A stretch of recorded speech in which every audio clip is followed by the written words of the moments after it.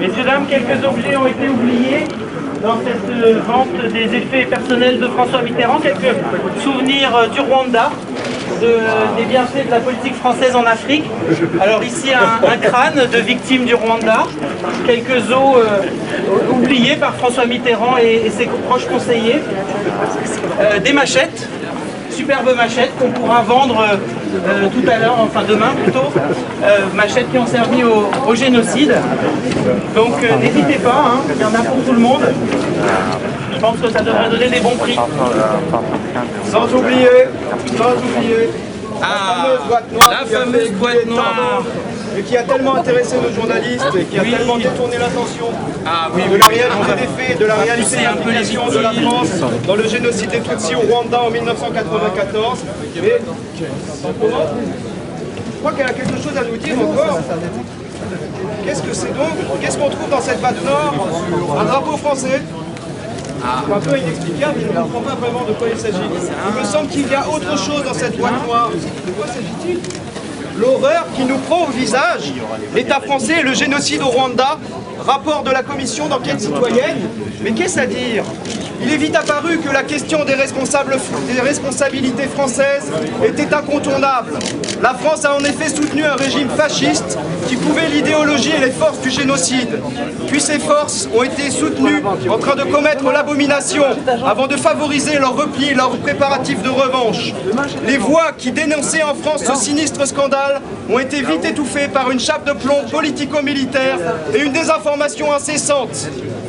Notre pays ne veut toujours pas le savoir, ni assumer ses responsabilités, ni demander des comptes à ses plus hauts dirigeants. La mémoire des victimes rwandaises, les leçons de ce génocide après celui des Juifs, où l'État français s'est déjà retrouvé compromis, la prévention de futurs crimes de masse en Afrique ou ailleurs, l'avenir de la démocratie en France impose de faire la vérité et d'y restaurer des contre-pouvoirs. La lecture de ce livre peut contribuer à accroître le nombre de citoyens qui refusent l'intolérable. Nous refusons l'intolérable.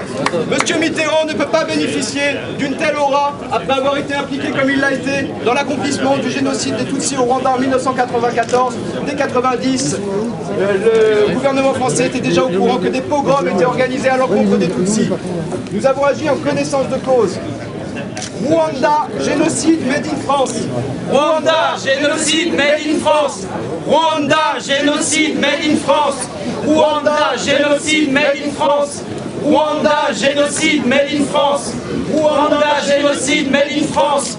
Rwanda, génocide made in France. La France a soutenu militairement, politiquement, financièrement ceux qui préparaient le crime le plus abominable qui soit. Le crime le plus imprescriptible qui soit, celui de génocide. Plus de 13 ans après, il n'y a toujours pas de coupables français jugés. Quand est-ce que la justice passera aussi en France? Quand est-ce qu'on cessera de protéger les complices français du génocide rwandais? Quand est-ce qu'on continuera de nous raconter des histoires sur des fautes politiques qui sont des crimes? Les machettes sont à vendre, les crânes, la boîte noire. On ne cachera pas la vérité. On ne cachera pas la vérité. Plus d'1 million de victimes continuent d'être ignorées par notre justice. Faut pas qu'ils arrêtent, ça fait une publicité pour la vente. Rwanda, génocide, made in France. Rwanda, génocide, made in France.